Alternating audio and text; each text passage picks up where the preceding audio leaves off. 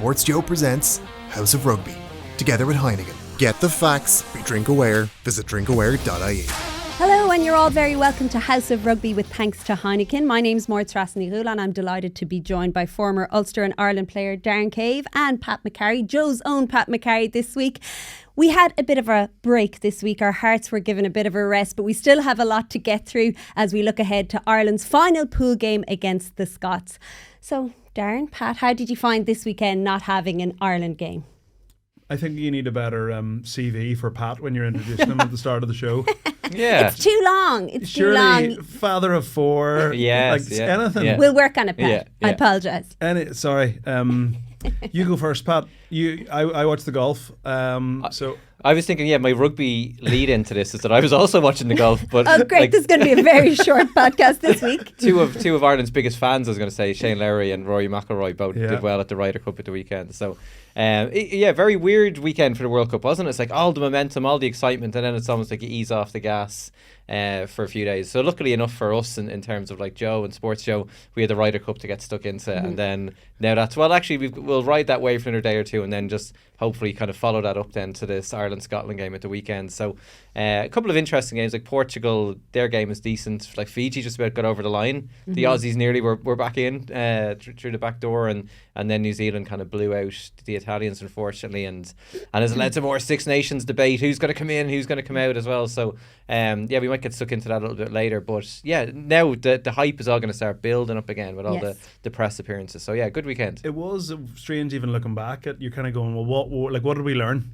What were the big results? And like when you look through them and thinking back, I'm not sure that much. I definitely think Italy were dreadful. I do think that New Zealand lost heavily to South Africa. Record and then lost to France, and I do think, like, from an Irish point of view, not the team, like pundits, fans, I do think they have been slightly dismissed. And I have had this kind of itch that it's like, okay, we've beaten South Africa, brilliant. That means we're likely to get New Zealand, brilliant. That's what we wanted. We didn't want France, and it never sat great with me. Yeah. And I did, from that New Zealand point of view, they're completely out of the spotlight. They had that result against France, which wasn't that bad. France were a brilliant team at home. And they've now spent probably 4 or 5 weeks getting ready for that quarterfinal. And Italy were dreadful, but that was it was an absolute scalping. And for me, I do think it was probably the one result that I thought, oh, jeepers. Yeah, we might look into it in a bit more depth later on. But I think last weekend we can still talk a little bit about that victory that Ireland had, because it was a game for the ages. Yeah. We were building up to it for 3 years. So a week on, Darren, how do you reflect on Ireland's performance now? It's funny. I think it tees everything up brilliantly, because it's just added so much to it. Like, from a South African point of view, very easy to look back at that game and go, we kick better, we win that game. Yeah. I personally don't think it's as simple as that, but a phenomenal game of rugby. I do think, we were the three of us were on the pod building into it, and we did speak a little bit about how this bomb squad stuff and this 7-1 split, and that the one thing that, like, if I was a South African fan, okay, I would probably prefer if we weren't trying these bizarre ideas. Let's see, can we play 4 scrum halves at once? Yes. Let's see if we can get through this World Cup without playing a hooker at hooker. That's the one thing about South Africa that I'm just not sure. And I get Malcolm Marx is injured, totally. And I think that came back to bite them against Ireland. I think there was a crucial line out went wrong when Fury was thrown. Don't like to single players out. Obviously, the kicking made a difference. I think South Africa, they're likely to play France. What a quarterfinal that's going to be. I definitely wouldn't be surprised if we saw South Africa back in the final. I think if they have hookers who are match ready at hooker and somebody who's going to kick their goals, they're going to be really, really difficult to beat. But like, what a game of rugby it was. It was brilliant, wasn't it? It was unbelievable. How do you feel now, Pat? Have you moved on, or are you still basking in that win? It was good, yeah. Like, it's one of those kind of good feelings that lasts you for a few days, like up until the Tuesday and Wednesday as well of that week as well. So that was great. I kind of enjoyed the South Africans are very funny because they would love their kind of the passion of the fan base, and like so many comments on this show as well, and people getting involved, and kind of you would put the show up and all of a sudden on YouTube you're having 500 comments, from South Africans, and then they'll come in afterwards and say congratulations. Like, so they're mad for trash talk, but then at the minute the game's over, they're like, yeah, fair play, and you're like, but what about all that nasty stuff you said about us? And you're like, oh well, it's just a game of rugby. And some of the interesting stuff I found was this South African kind of telling themselves that they were holding stuff back. And like I did see someone last night when they were playing Tonga saying, oh, it's interesting that they're mauling here because I thought they were holding that until the knockout stages. Like, so they're kind of telling themselves that everything's going to be all right. But they both sides like really put it up to each other. Like, and yeah, there's all this talk about like, what did they hold back? They didn't, why did they not kick for the line and stuff like that? But it's all part of Razzie's master plan. Yeah. And then this talk as well of like, somebody would say like, oh yeah, they're holding stuff back, so when they meet Ireland again in the final, then they're really going to shock them. But I was kind of, probably because we've been starved of World Cup success, I was going, fine, like if the equivalent of that is we'll meet you in the final, I'll take that. Like, and everyone in Ireland would be like, yeah, we'll meet you again. And but part of the reason it is so exciting for both sides, like both sides can definitely play better.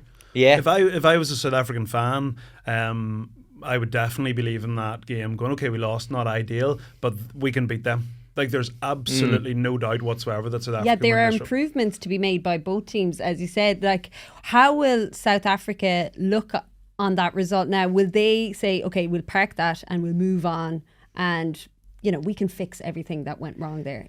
Such fine margins. Yeah, and then the big thing is like, with Pollard coming back in as well, and then he played against Tonga then as well. It's like, how do you fit in Libbok, who makes them play better, they've all played with, just to accommodate Pollard? Then there's people even talk about Damien Deolande then being dropped just so you can fit Pollard in at 12, even playing Pollard at 15. It's just weird. It's like they think Libbok is so good they're going to have to almost like wedge in Pollard somehow, like, but they have to do something because their goal kicking, definitely in the knockout stages, you have to take your points when they come on offer as well. So that's a big thing for them to fix. I think Mapimpi just got him ruled out of the World Cup there. He had it looked terrible last night, fractured his cheek, worse than it looks like DuPont did, who's back smiling with just kind of like a little bruise here. Like, but so who did I call back up? Did I call Lekanyuam in, or did I call Dweeba in maybe as well? Like, so they have a couple of things that they can move around. But yeah, surely it's time for all the messing to stop. And I'd say DuPont will play against them. And, like, let's say if assuming the quarterfinals work out the way we think they're going to work out, and maybe just, we might even get to that. Not dismissing Scotland yet, but should be South Africa against France, and DuPont will be playing against that. So that's going to be one hell of a game as well. But the improvements from an Irish perspective as well, they're not going to be complacent. That'll sharpen their focus. It's a great position to be in. They've won that game, but they know they weren't at their best, and they're going to really look ahead now to Scotland and focus on that as the biggest game, because it's knockout rugby. How will the break have served Ireland to park that result now, to enjoy the celebrations, enjoy the time off, but to recover and to reset? How will that have benefited them? It's always one of those things that I think you do need a little bit of hindsight to see, like, because when the fixtures came out, and I hadn't taken the break into consideration that much, and I there was part of me that thought, I don't like this long, slow build up, playing teams that, let's be honest, are no better than who you've played in your warm-up games. They were warm-up games, but then all of a sudden you're playing hopefully playing South Africa, Scotland, and hopefully 3 more games, could be 1, could be none still, all in the bounce. We do not have... The one thing we don't have in Ireland is a track record of winning big games 3, 4, 5, 6, 7 weeks on the row, because we don't do it. Like, we don't, like, our players don't do that. Yeah. So the break's been very, very timely, and the other part of it, if from an Irish point of view, the South Africa game, in terms of performance, I didn't think it was Farrell-esque in that it was just so gutsy, and they just found a way. And Paul O'Connell in the build-up was saying, I love watching this team find solutions, and that's what they did. They just won the game. In terms of their precision, like, I think they have a few more gears. Obviously the line-out can still improve. I think there was a lot of areas that they can be better. But as a fan, you were a little bit between a rock and a hard place, because you couldn't not be dragged into it. I don't know if emotionally is the right word, but like at full time, and you were seeing the singing, and you were like, there was part of me that thought, like, that's the best Irish rugby experience I can ever remember in my life. Has there ever been a bigger stage, and for Ireland to go and deliver with that pressure, everything attached to it? It was phenomenal in the scenes at full time. It was unbelievable. And then there was a part of you that thought, we have achieved absolutely there are no trophies won nothing. yet. Yeah. And how great is that for everyone else? Because Scotland, like they're you can see they're trying to make it a chip on their shoulder. They are constantly referencing it. If you're South Africa, you're probably sitting in the dressing room, look at those guys doing laps and dancing, and they've done nothing. They've done absolutely nothing. So it was kind of, I think as a fan, the one thing I do trust the Irish management. I think they'll have had their few days off. I think they'll be back with an absolute bang this week in training, and I think, again, as fans and pundits, like, Ireland are better than Scotland. They are. I'm not saying they're going to win, but they're a better rugby team. And I trust that the Irish players will be in the right frame of mind, because they should know better than to treat Scotland lightly. Yeah. Emotions would have been high after that game, but how fresh will they be now, having had that time off? Like, will that help with their focus? Oh, yeah. Like, very interesting, like, because even there was talk last week of like Alan Gilpin and all was up from World Rugby about expanding this World Cup again. I was thinking, imagine like you'd be gone for 3 months if you're expanding this thing anymore. Like, so it's very funny to see those pictures of Pete and Conor Murray having like the rosé, with the partners and everyone chilling out, and kind of like it's completely switching off. And I saw a funny tweet, somebody was saying, if you're a GA player, like, you have a ban on drinking for the championship, and these boys are out having rosé in France in the middle of it all. Like, so but yeah, it's great, like, to try as much as you can. Maybe that's a family and friends being over there is good for, but just try and switch off. Like, it is impossible to completely switch off the mind, like, when you're in World Cup country as well, like, but they'll have enjoyed that. And then it's the whole thing about is getting them back in and kind of going easy on them still. But as you kind of said, Darren, it's probably today's probably the big session. Like, Monday, they'll just absolutely just try and give them a shock to the system again to get them back into it. So they'll have almost like been ready for this as well, you would like to think as well, like, but they'll be straight back into it, and maybe even like the players might even find out the team like today or early tomorrow as well, and that will get the mind focused down as well. You're playing, there's a couple of changes, here's what we have to go do. They would have been very pleased with that performance, but very, very pleased with the result, but maybe displeased with a lot of aspects of their performance. So they'll pick, I'm sure, elements out of their display against South Africa apart, and they'll really zone in on them ahead of Scotland. You mentioned the line out there. They creaked a little at the scrum time as well. I saw Murray Kinsley, he did a piece on Ireland's entries into the 22. Like, they had 11 entries and only 1 try. So that's a low return for Ireland. Was there anything from Ireland's performance that you picked out apart from the things I just mentioned there? Not really. I mean, from a performance point of view, in terms of what we're producing on the pitch, and like, I think tactically, like, they're good. Technically, they're good. They know what they're trying to do. I think from here on in, it's probably just about keeping bodies healthy and just getting your mindset right. And that is the thing coming into this game. Like, you can imagine what Scotland are saying. I do think this fixture has developed a little bit of bite, more so than ever over the last 5 years. Yeah. Because we've seen a huge improvement in Scottish rugby in particular, and Irish rugby, and I do feel like every year in the Six Nations, I think, forget about the players for a second, in the fans, I do think the Scottish fans believe that the Ireland don't really take them seriously. Yeah. And I do think as Irish fans, we're kind of like, look, we recognise Scotland are good, but like, you rock up every year and we beat you. And I do think it's added a lot of bite. There'll probably be Scottish fans listening to this giving off about how we don't, and that's what Gregor Townsend will be trying to do, paint this picture. Oh, everyone's picked the quarterfinals, nobody rates you, nobody respects you. Yeah. So for Ireland, like, I'm not concerned about their tactical approach. They'll know in defence, okay, Finn Russell's key, but Ireland defensively are good. You don't have to. I don't think they have to reinvent the wheel to beat them. I think it's just about getting the mindset right. I do think it's interesting with selection in that he does have to still toe this line of there's players that haven't played.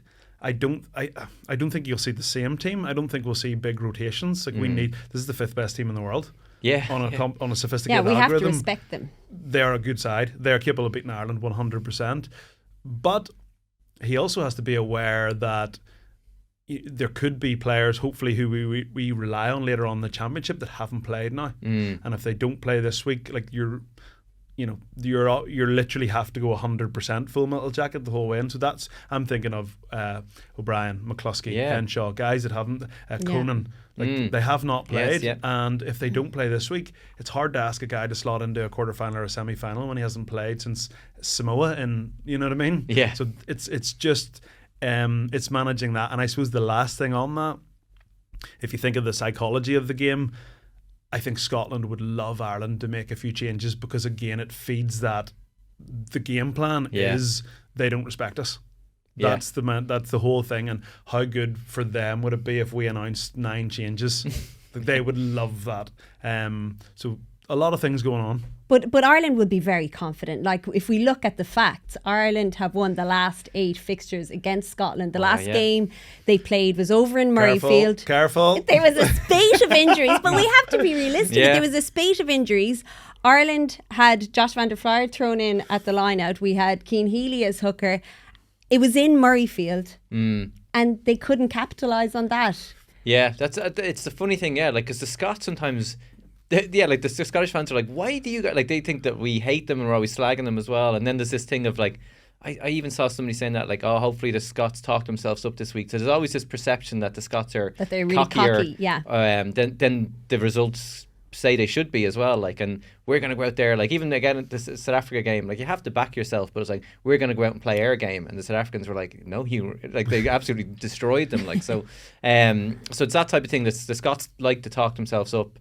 Like Stuart Hogg, when he was around, did that as well, and then would, like, I remember he threw an intercept try like at the Aviva as well, and cost him the game as well. And there always seemed to be a bit of bite there between him and some of the Irish players. But they kind of, I don't know. I was going to say to you, Darren, like, did you ever have that, like, even with Ulster as well, or with Ireland, like that kind of bit of a rivalry, because it's more pronounced Munster between Glasgow. There's a big rivalry there. More so with the other provinces. Yeah, because if you look at it from an Ulster point of view, we would have always actually not a dissimilar dynamic. We would have believed that Leinster in particular didn't really respect us, and we would have believed that we were better than we were given credit for by fans and players in Dublin, which was probably true. But when push came to shove, who won the fixtures?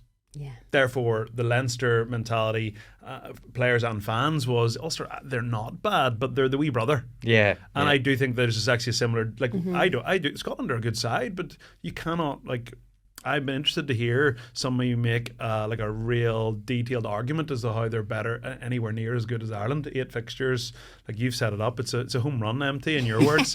But that similar dynamic. And I think that the fans do have a point. I do think they're much improved, and they want people to notice that, obviously.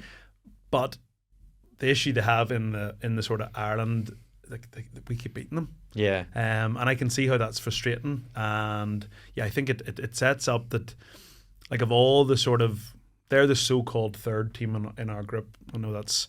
But they still have a chance to make the quarterfinals. So it's worth noting that if they beat Ireland with the bonus point, then they still have a chance of making the quarterfinals. Am I right in saying that? Yeah, Ireland have to get 0. Like, so if Ireland get a losing bonus point, they're okay. Like, and then there's another 7 billion permutations so if they there, beat them with well. by more than 7 points, then Scotland are through. But the last time Scotland beat Ireland by more than 7 points was 2001. I know, I just love throwing those facts out there. They're for you to write in your iPad. This isn't even on. There's nothing here. But I was thinking, even, like, let's say players that, like, let's say Rory Darge, like, who, like, you look at him and he's like a class act whenever you see him, but then when he comes to play Ireland again, like, or Jamie Ritchie or something like that as well. And like, sometimes, like, they're great, they look brilliant against one team, and then it comes to the crunch, and which is the thing, like, that Ireland have at a World Cup. When it comes to the crunch, we'll get to a quarter final and we'll be kind of written off, or, like, if we come up against the All Blacks, there'll be a lot of people saying you guys can't do it when it counts. So this is what the Scots are dealing with at the weekend. You guys can't do it when you really have to, like, so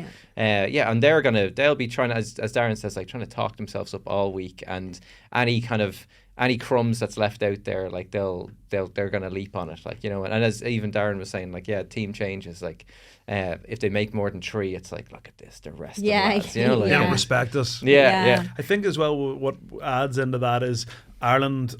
It's a bit rich coming from us about relying on one player. I don't think we're as reliant on Johnny Sexton as they are on Finn Russell, and that tends to bring with it inconsistencies. Like if you are, listen, put it this way: if Finn Russell doesn't play well this weekend, they won't win. Yeah, definitely. We can all agree with that. Now, we would also say if Finn Russell has a blinder, they're more than capable of winning that game. But I still think that Ireland, like if Johnny doesn't play well or doesn't play, like I still think we can win the game without him. Yeah. And when you have, I actually have felt watching Connacht in the past, there's times where I've been like, if Jack Hardy doesn't play well, they don't win. And that's why I think sometimes with teams in that position, you see fluctuations, you see inconsistencies, because if a key guy in a key position, if it doesn't all fall for him, then the whole thing kind of falls apart. And I do think there's a bit of that about Scotland. They work a lot, or they attack a lot of unstructured play. Like that's what their game is based around. Whereas Ireland on the attack, they're probably one of the best teams under pressure to play out these pre-planned moves. So you'd imagine if they shut down Finn Russell, and if he hasn't, or that back 3, if they don't have that freedom, that Ireland should comfortably have the upper hand. Will you be careful? No, I'm sorry. I actually think an interesting way of looking at it is the way South Africa defend. Like I think that's a real for Scotland. They like playing long, kind of loopy passes. Finn Russell. Ireland's attacks a bit more like condensed, shorter passes, more kind of deception, asking players to make decisions.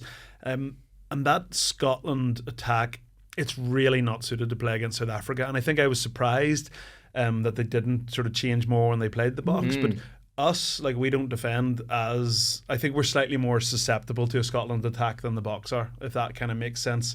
But having said that, like, I don't think Ireland have... If you look at this Irish team in terms of what their identity as a team is, I don't think they really have... Like, on the pitch, like, they're quite... They're not perfect, but there are no glaring weaknesses. You know, we've lost a couple of lineouts and it's become a huge thing. Yeah. Well, that's because, like, defensively they're quite sound. Their discipline's quite good. Their attack, some of their kicking game's good. Some of their pre-planned plays are good. So I don't think Ireland will be changing too much defensively. Other than I do think there'll be a wee bit of extra attention put on a certain number 10. So how do they go about shutting him down? Like, what will their plan be? For Ireland, it'd be like almost trying to copy in a very similar way to what South Africa did, where Josh van der Flier leads the kind of the defensive line, and it's kind of the big press, and it's like you'll see what they do. Like if you ever look at the match stats for Gary Ringrose, he's always down for 3 or 4 missed tackles, like, but he's shooting up on purpose almost to miss a tackle just to get in the way, like, you know, like, and there's a great talent at that as well, like, so he will do that as well. It's like getting in the passing lanes, kind of like really kind of doing almost like the L shape around them, and then it's up to like Van der Flier, which it'd be interesting to see if they make a backline or back row change, but I think Van der Flier is going to start and he'll be kind of leading that tempo as well. And then it's interesting. It's like just trying to put as much pressure on Russell as well, because he's going to be the guy. He's going to make all the big decisions, and like I can't see, like, you know, they have great centres, like their centre pairing is great as well, but Ireland will kind of be like I can't imagine them punching too many holes through the middle of Ireland as well. So and it all comes down to the platform the forwards get as well. Yeah. So do they have the firepower to come up against Ireland to trouble them? No, I was even kind of trying to, like, nothing would. Oh God, it was almost like, you know, you're thinking you're writing something. I was going to say nothing would worry you about them. Like, we got to be careful here. It's like if we played back next week. Nothing would worry me. But like, there's nothing has stood out from the last few games where like they'd been in trouble on the set pieces anyway. Like, so I think that's something that really look to fix. I wonder if Dan Sheehan just comes in to get. I think he probably will like come in from a start, and does that fix the line out issues a little bit more? It'd be interesting to kind of go back and kind of see. Like, I know what they were saying about Ronan Gallagher, some of the lifting was a bit off as well, but they overshot an awful lot of those line outs as well. Like, so they have to, if they clean that up, and if they have that defensive press as well, and then if as I said, if they can bottle up Finn Russell as much as they can, they should be in good shape. Yeah. Looking at the changes, so you mentioned that would you like to see a few changes, or is it that you think Andy Farrell will make a few changes, or is he going to stick to the core group? He's always next game focused. He's always picked his strongest team. It was funny, it wasn't the last time we were on here and we were chatting about how many times I've been shocked at a Farrell decision and I've been wrong. Like, so what underpins this is that I trust him. I trust his selection so much. And I've said it before. I'm actually wondering. I feel like in Ireland there's been an unwritten rule ever since 2007 when the World Cup went like completely wrong. There's been an unwritten rule that everyone's going to play. I went in 2015 when there was an unwritten rule that everyone's going to play. Now I don't know if everyone got to start, but everyone got minutes, and that was the same in 2019, and it's been the same in 2011 to go back. And I'm now beginning to wonder. And your first sort of impression would be, well, Farrell, this is supposed to be the happiest Ireland camp ever. Therefore, everyone will play. Of course they will. But then the more it goes on, it's the biggest World Cup squad they've ever had. There's never been 33s before. And I'm actually now starting to wonder, is it actually such a positive group? Is it actually such a positive environment that he doesn't need to hand out token minutes to people to keep, because there's no bad eggs in the group already? Yeah. So I don't think you'll see. Listen, you could make equal and opposite arguments for probably everyone. Part like the likes of centre is probably the one because we've got two out and out centres that haven't started a game yet. Yeah. Henshaw and McCluskey. And two guys who've played who have. Like, I think I always had Ringrose up there as one of our most important players, but like Bundy's form.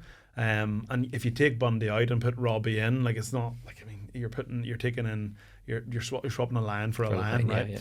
Yeah. So I do think, But Bundy in the form that he's in, can you leave him out? That's the other. It's equal and opposite point, and the likes of.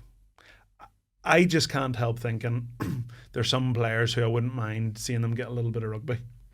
Hopefully going into quarterfinal and semi-final. I'm thinking, we haven't seen Jimmy O'Brien. Yeah.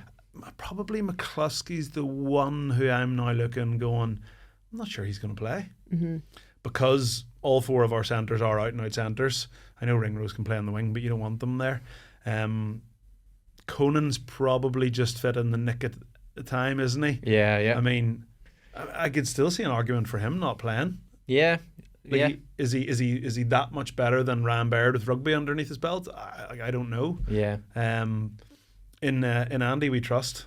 Did I even come close to answering your question? No, you didn't answer it at all. You danced around it a lot. Pat, sure, Pat, what changes would you make? It's Star Sheehan, and then I was actually going to go down the same path as Darren. Where like a couple of weeks ago, I would have definitely said to you, everyone's going to feature. O'Brien and McCluskey are going to be at least on the bench or something like that against Scotland. But now it gets closer to the game, I'm starting to kind of think maybe not. Like because then you'd be putting because Bundy, unless he goes on the bench, he wouldn't feature in a game for 3 weeks then between stuff, and then he's in such good form, why kind of almost ice him, like, so it's very interesting. But I think Dan Sheehan, definitely you could just see someone like Henshaw starting then as well, and then maybe Bundy being on the bench but still getting half an hour. And then there was talk, like I was listening to last week's show with Johnny and Sene as well, and they're talking about maybe give like Finlay Bealham a start just to kind of ease up on. Like, you could do something like that, maybe 3-4 changes or something like that. Whereas again, a couple of weeks ago, I might have said 5 changes. Yeah. Now I'm starting to think 3.5. The bench player. Who's the half? Casey. The bench players that came on last week made a huge impact. So have any of them, put their hands up? Are they pushing for a starting berth? I thought the bench were really, really strong, and that was kind of the interesting twist on the bomb squad. It was the fact that our bench came on and really impacted the game positively. The only thing you would say in sort of opposite to that is like the starters all played so well, really. Yeah. In terms of like our out, and if Farrell sat down and said, this is our absolute best, this is the best rugby team I can pick this weekend, forget about game times, forget about would there be changes, I think Sheehan would come in. But outside of that, like, I think the backline, the best backline is set in stone.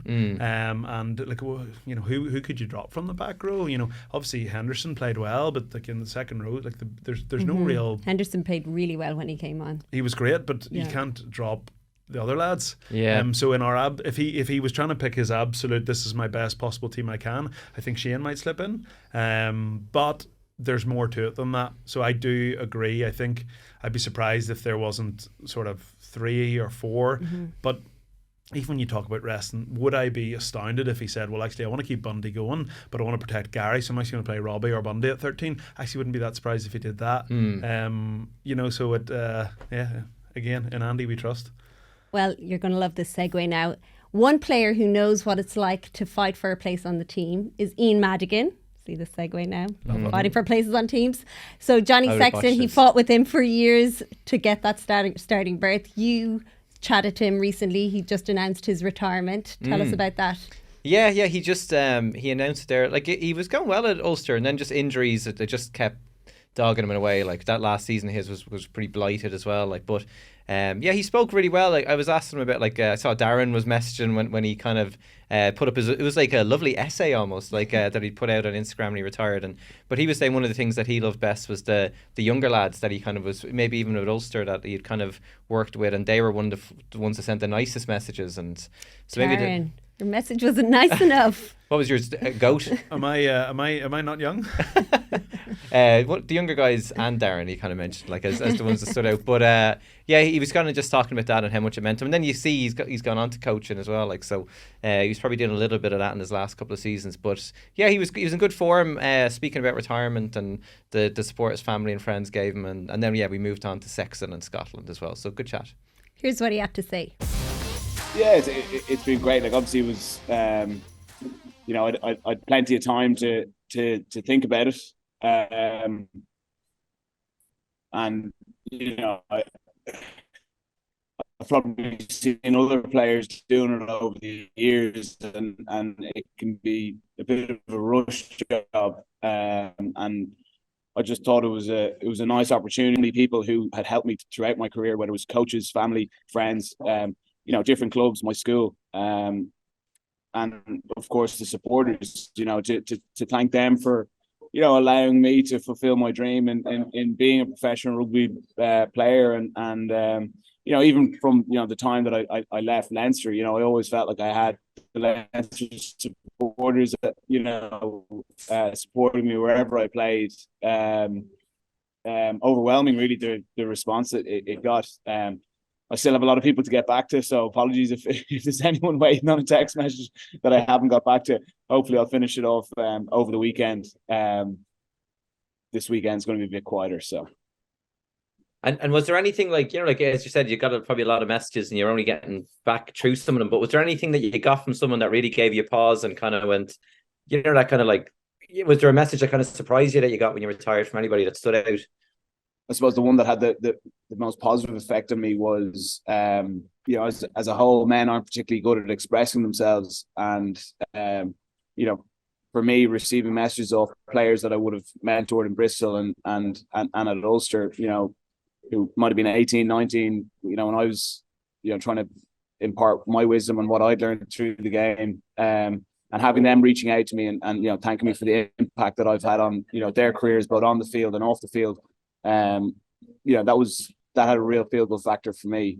And then look, just old teammates reaching out and kind of talking about the memories that we had of playing together, sharing a dressing room together, stuff that you'd forgotten about, and also as well, like there's so many players that I've played with throughout my career that you naturally lose touch with some of them, and being able to reconnect over something like this and organise to meet up for a coffee or a beer or a round of golf has been really enjoyable. And there was a lovely one, I suppose, in the post as well, just a lovely kind of message about that your granddad as well, and you're talking about him getting there early as well, like just kind of that kind of family connection. It's amazing how much it kind of means to them, isn't it? Like, and but that was a lovely touch, I thought. Yeah, thank you. Yeah, like family have been a huge part for me, like the sacrifices, my mum and dad and my brother and sister would have made, throughout my school, playing rugby in school, and the earlier parts of my career, missing out on holidays or the family going over to watch a match over potentially going on a family holiday. And then my granddad, he's been my number one supporter throughout my career. I think back to him ferrying me all around Dublin when I was playing for Kilmacud Crokes. And he's very knowledgeable in all sports. He watches a huge amount of it, and he's given me brilliant feedback on both how he thinks I could improve as a player, and also like with everything outside the game. Like he'd analyze any interview I did or any newspaper article that came out, and tell me what he liked and what he didn't like, and what he thought I could do better. So yeah, it was very nice to be able to say that about Larry. And I went over to him the day that I announced it, and that's something that I'll always remember. Is he was the first person that I read out the statement to, and it was pretty special sharing that moment with him. And like I don't know if it was mentioned in the piece, or if you even want to say or can say, but like, what was the injury that got you in the end, or was it an accumulation of things? Yeah, unfortunately, I in the Ospreys game last October, it's quite an unusual incident. One of our own players was tackled, with legally just after he'd passed the ball. I was tracking the ball, and he landed into my leg, and I hyperextended it and fractured below my knee and tore the capsule at the back of my knee. And while the Ulster medical team did a fantastic job, and Ray Moran as a consultant to do their best to get me back fit, I knew deep down that I wasn't the same athlete that I was before that injury. And while I did get back playing in a couple of games, I wasn't able to train with the same intensity. And off the back of a break when Ulster's season finished, I still thought, look, there's a possibility I could give it one more go for this season. But once I got back training, I realized pretty quickly that wasn't going to be an option. My knee was still swelling up, and I knew, and off the back of medical advice, that it was the right time for me to call it a day. Yeah. And then like even from lads I've talked to over the years who've retired and stuff, it's like, I would say to you, take it easy on yourself, because there's no pressure. I always find people that first year or two kind of are desperate to do stuff again, but you'll find your feet eventually. But have you been looking at other stuff? I see you're doing the coaching already. Is that something you're keen to do a bit more of? Yeah, like I'm moving into a full-time role with Dataship, so I've been working somewhat part-time in the last couple of seasons that I was playing with Ulster. If I wasn't selected, I was able to work on a Thursday or a Friday afternoon with the guys, so I'm familiar with how the business works. And heading into a role, heading up the partnerships with Dataships, so I'm trying to build out relationships with the likes of web development agencies, with the intention that they'll install our software into their clients' websites. So that would be my main focus. And then obviously with the World Cup on, there's plenty of opportunities. So I've been working with Virgin, either doing co-coms or doing some of the punditry, and I've really enjoyed dipping my toe into that. So hopefully that's something I can continue as the URC kicks off and European rugby. And then so I'm and then from a coaching point of view of it's great to be back down to Blackrock, a club that gave me so much when I left school. I was not that I'd fallen out of love with the game, but I'd had a setback in my final year in school, and being coached by the likes of Greg McWilliams when I was an under 20 player. He played a kind of a very open style rugby, and very much got me falling back in love with the game. So to be able to get back into Blackrock with old friends like Mick Harty, who runs the club, and be able to give back to some of the young players, some of the young men that are playing for Blackrock. And I've been passionate about women's rugby through especially from my time in Bristol, when I saw how well they look after the women's team and how they integrate the men's and the women's. And even, I suppose, from my own sister Louise, looking at her and seeing that she didn't get the opportunities that I would have got growing up. So, I am passionate about helping the women's game, and I'm generally going to be down one night a week where I'll cover both the men's team and then the women's train later than the men, so I can cover the two in one night. But my role isn't too official. I'm very much an advisor, so I'll help with the attack, the team attack with both teams and the backline attack. But Stan McDowell is very much the attack coach, and James Laney's heading it up. Perfect. And then I suppose just looking ahead to the World Cup, because we're right in the thick of it, and it's just kind of mad to think that, like, your own rivalry over the years with with Sexton and going for the jersey, and here he is with, like, years later, and Crowley's there up against him as well. Just like what's the kind of, like, what type of a guy is he, and what makes Sexton tick that he's still there at the age of 38, still at the top of his game? Yeah, I think the one of the most impressive things with Johnny that isn't talked about a whole lot is his ability to adapt as the professional game moved on. So, like, Johnny had a certain style of play, back in 2008, 2009, and he would have changed it and played the game differently in 2015, 2016, and then you look at how he plays the game now in 2023, and it's very different again. And he's very much been a trendsetter for rugby. A lot of people would have tried to copy what he's done, and to stay ahead of the game is testament to him, and to stay in the peak physical shape that he's in. He's as fit as I've ever seen him look. He was at the center of everything Ireland did against South Africa. He multiple triple and quadruple efforts in that game, and for a man who's 38, he certainly didn't look it. But yeah, look, Johnny's he's a born winner, and I really enjoyed training and playing with them. He was very good at helping me with my own personal game, whether it was tips with my goal kicking or kicking out of hand or how to set up the team.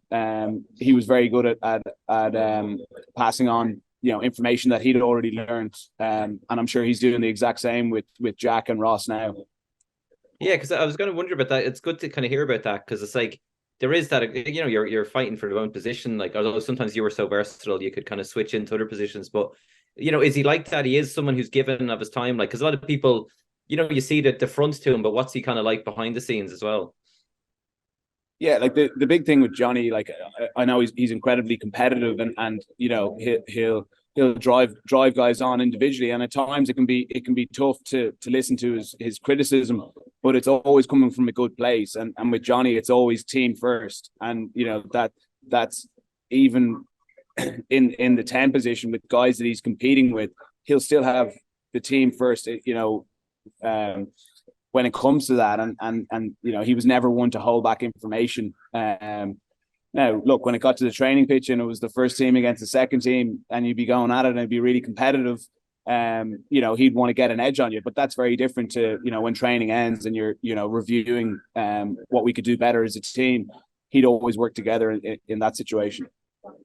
And then just like, you've played with a good few of the lads who are kind of like now just kind of really kind of impressing so much over at the World Cup. But like, I suppose like anybody who's kind of really standing out to you so far, like, who's kind of like, even those Leinster lads that kind of like, or even up and coming as you were kind of at the side as well, like anybody who's you've kind of been really impressed with has kind of kicked on to that kind of world-class level.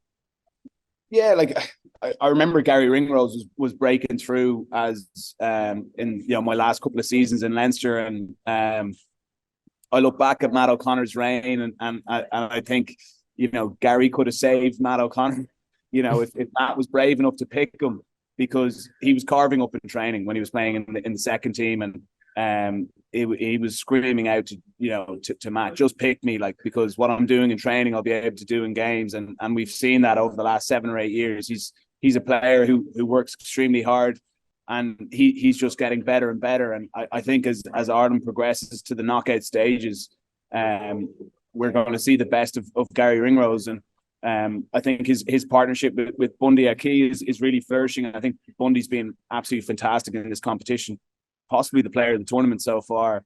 And it's one thing being impressive against Romania and Tonga.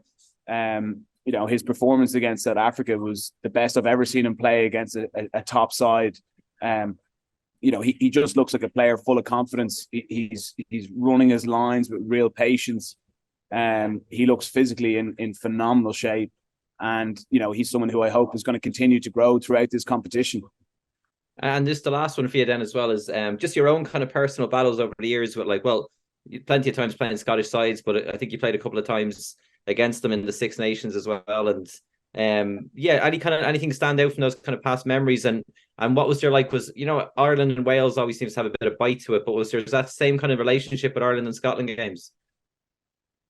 Yeah, personally, I always enjoyed playing against the Scots. Whether it was Edinburgh, Glasgow, or the national side, they were always really tough games. But they were always played in a good spirit, and the Scottish lads are they're great personalities within all those sides that you meet up with after the game.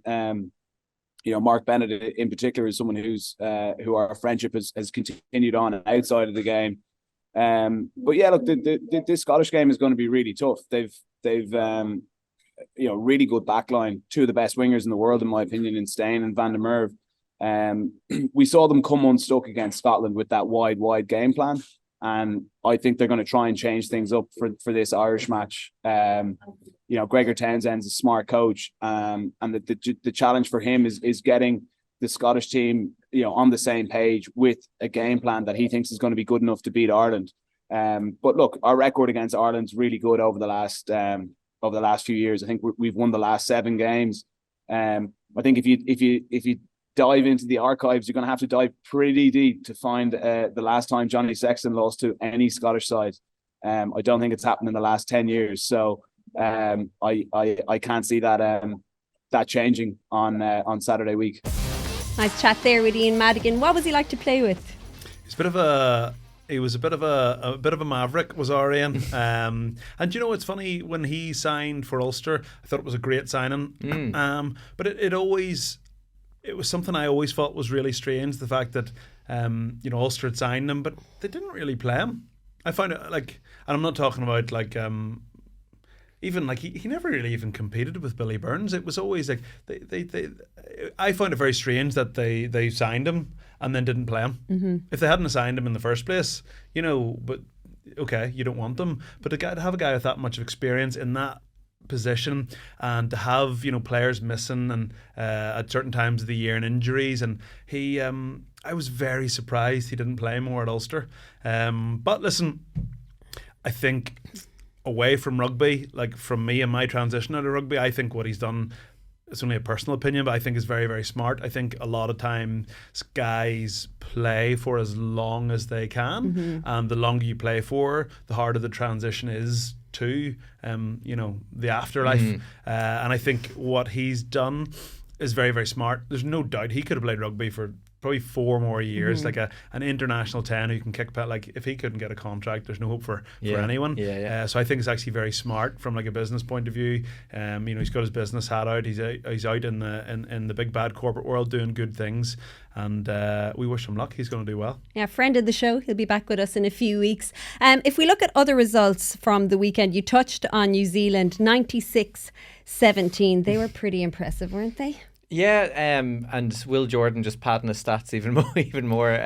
He's got an incredible rate as well, and they kind of had to take this as seriously as they could, and they didn't let up at all. And like you just start getting really worried that it was going to hit triple figures, and then all of a sudden that was a victory at the end, that it didn't hit over 100 as well. And the Italians kind of, I think Owane nearly got over at the end and stuff, and and there was. They just absolutely steamrolled them. Yeah. Like it was, and then a lot of players they'll feel a lot better about themselves after that. Like, it's always they needed that hit out, didn't they? They needed to have that cohesion. That was their strongest team starting. They weren't taking any chances, but they really wanted to lay down a marker. Yeah, and just that ruthlessness as well of kind of not letting up on a team, and like they could have easily have cruised that last half an hour, like, but they just said, let's kind of treat this like it's a big game here, and let's just be ruthless. So Italy, like the Capuzzo try was brilliant now, like, you know, and Ireland will have looked at that closely and said, okay, well, it shows you can kind of, by just kind of switching things up a little bit and doing those little quick passes back, you can kind of get at New Zealand as well. But you wouldn't have learned much else if you're trying to target the New Zealand defence. Like, so yeah, it was very impressive. And Italy were poor though. Yeah. They were dreadful, and I think it's tough when you get, I don't want to call Italy an emerging nation, but Italy do play like a good brand of rugby, and I think they've tried to reinvent their brand of rugby quite successfully. I think the issue they had with this game is that they've gone to play New Zealand and they've tried to play the exact same way as New Zealand. Like New Zealand, we would always associate it as being, you know, the highest skill, the nicest offloads. Like, it's always a nice brand of rugby. And Italy have gone into the game with the same. We'll take them on at their own game. Like, realistically, what Italy should be trying to do is disrupt. You know, the Argentinian style of play, whereby kick it and disrupt them and try and live off scraps. So you go to play New Zealand at their own game when you're not as good. You're not going to win. And it was it's a phenomenal result. I think, again, we touched on it before. Where the alarm bell sort of went for me, I remember playing against New Zealand, but what you always would have spoken about as a player is like, don't kick loosely. That's what New Zealand are known for. Like, those phenomenal back three runners and creativity, and do not, like Will Jordan, don't kick loose to him. And we used to talk about, when you kick it out, kick it into the stand. So make sure a supporter, it can't be a quick throw.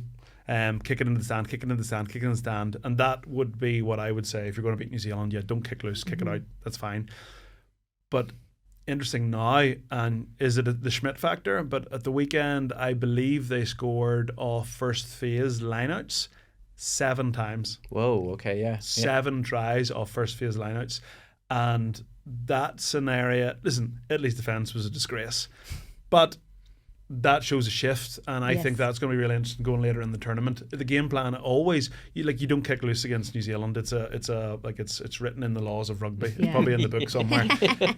So very interesting that they've not. And if you think back to the France game, where they caused problems for France was actually from launch. There was one where Artie Sevilla actually did a wee chip kick. Riku Ioane went through in the first phase, which led to the cross.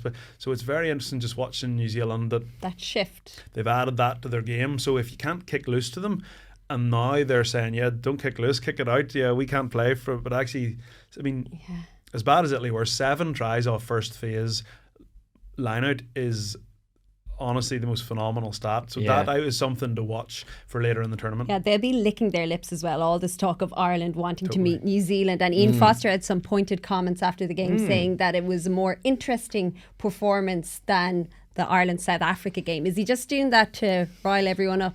Just strange, yeah. Like, when you initially read it, it was like you'd almost think it's an insult or like a bar, but like both sides, because he was saying the ball was only in play for 27 minutes, and is this what people really want? And I kind of think it might be more directed at South Africa than Ireland. Like, they're the ones, Ireland want to play that game, they want to have the ball and play a little bit more. Yeah. So it's kind of maybe more 60-40 towards South Africa as well. But yeah, the response to that most people had was like, that was the more interesting game than watching you guys flake Italy as well, like, and score 7, first phase tries off lineouts as well, and just, cut through them like a knife through butter as well. So, it's easy to talk that talk after you've just went out and nearly put 100 points on a team, but it's kind of up to you then as well. Like, I know South Africa, they did that to the Lions. They like to slow it down as much as they can, and they like to turn it into a war as much as they can as well. But it's like, I don't know, they can't really be talking at the moment, like they have, and that's not in New Zealand. They don't like not to be like that, and they have to play the humble guys for the next kind of week or two as well. Like, but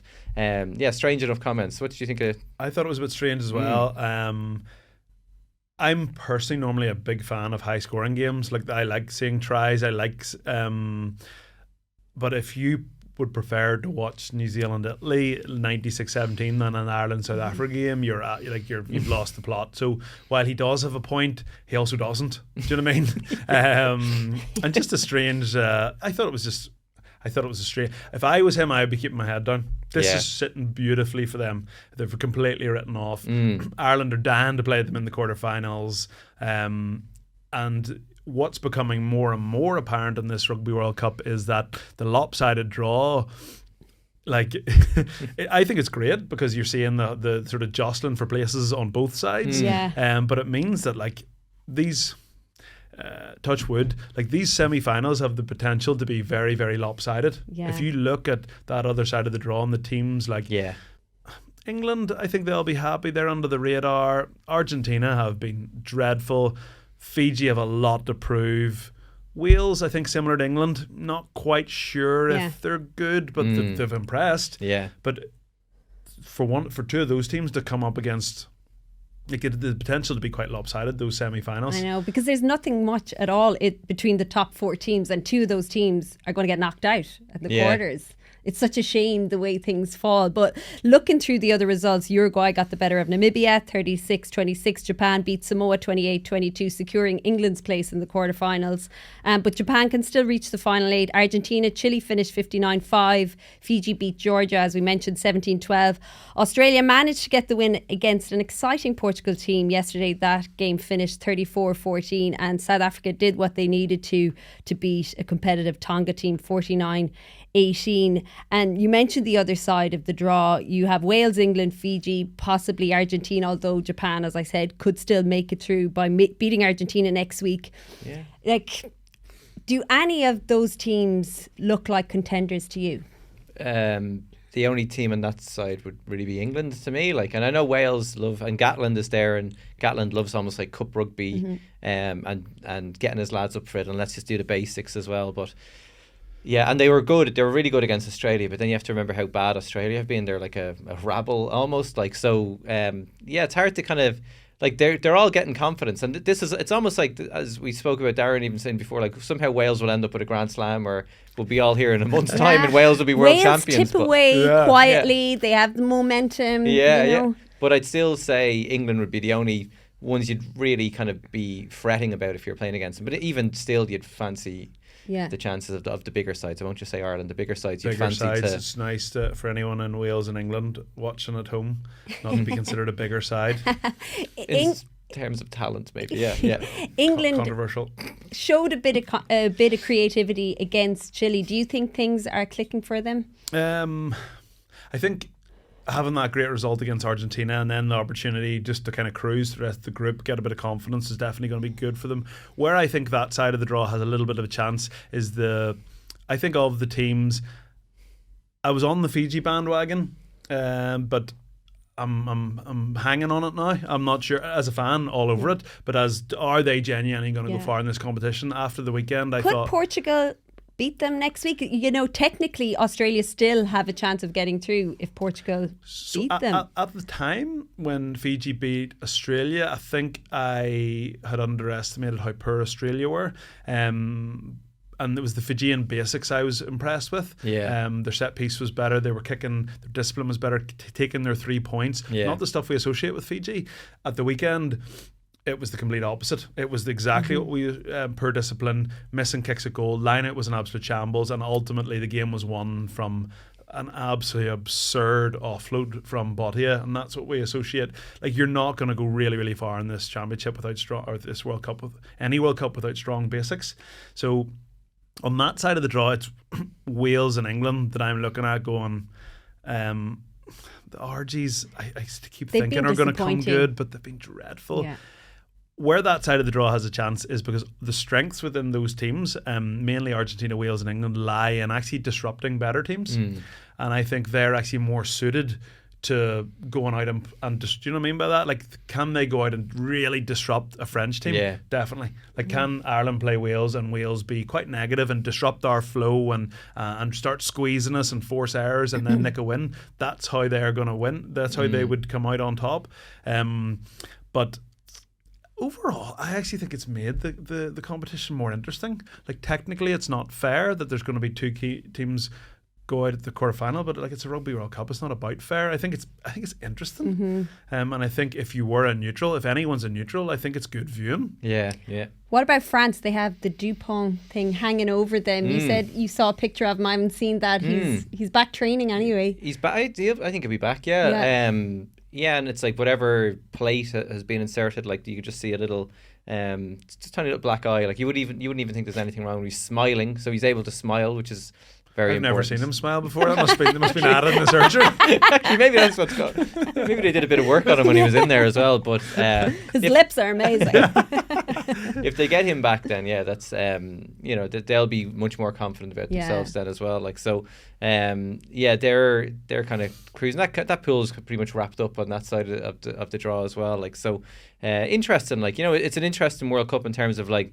I suppose it was too much of a slog. You would have, from a player's perspective, probably you'd love that break that you're going to get in the middle of a World Cup rather than going week to week to week and getting battered all the time. But it's strange from a fan perspective where it almost feels like it's taking a break, and now you're back at the World Cup, and now the teams have to go full throttle at each other again. Like so, for France and New Zealand, it's such a strange World Cup. Like they both basically had their big game a month ago almost, and then in 2 weeks' time they're going to play a quarterfinal. So strange for them, but like. All you can think is of like, I suppose, are they going to be better served that like it's really going to begin from the quarterfinals? Like this is when the real competition begins. Yeah, the business begins now. Strangely, yeah. Is it how you would have imagined it and predicted it at this point, heading into the final pool game? Australia probably aside. That was my answer. Yeah. Okay. Great. So what would I have predicted at the start? I backed Ireland to beat South Africa. I backed France. Yeah, probably the only two things I think. Who's not overperformed, but who's impressed. I suppose you gotta lump Fiji into that.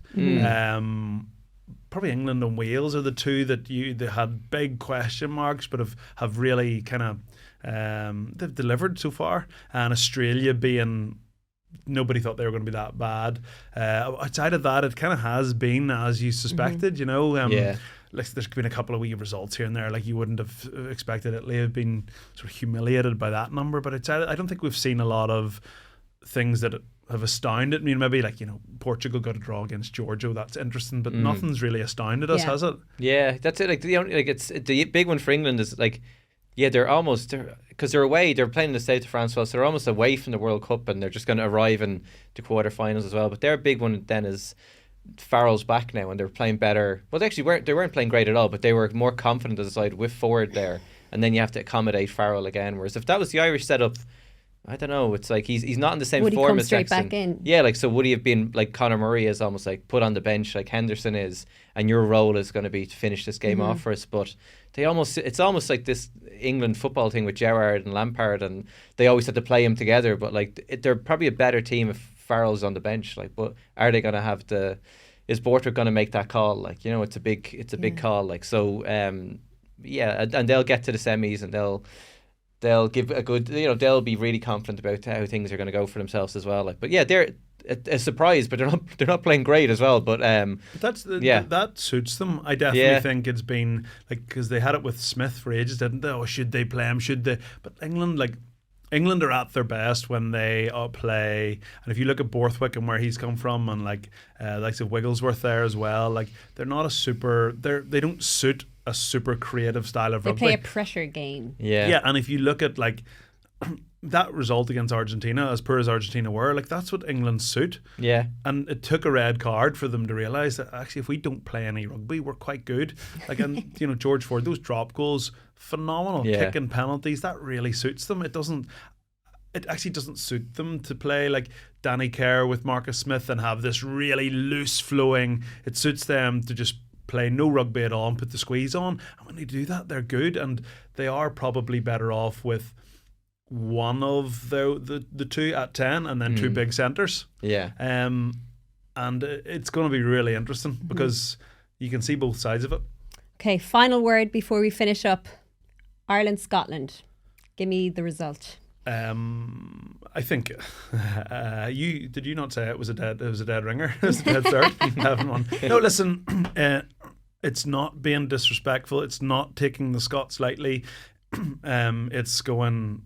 Ireland will be well prepared. Ireland don't have injuries, so I expect Ireland to perform to a level that will beat Scotland. Yeah, I'd be the same as well. Yeah, like I think even from that chat with Ian Madigan, he pointed out, he said you have to go back a long way to find out when Sexton last lost the game to Scotland, and it's 2011 in a World Cup warm-up, like, which wouldn't have been taken that seriously as well. Like, so 12 years, 12 wins, I think. Like, so all the stats and form and logic would point towards Ireland winning. There could be a card, like there could be a red card decision. Other than that, if both sides keep 15 players on the pitch, I think Ireland would win. A spicy affair, so.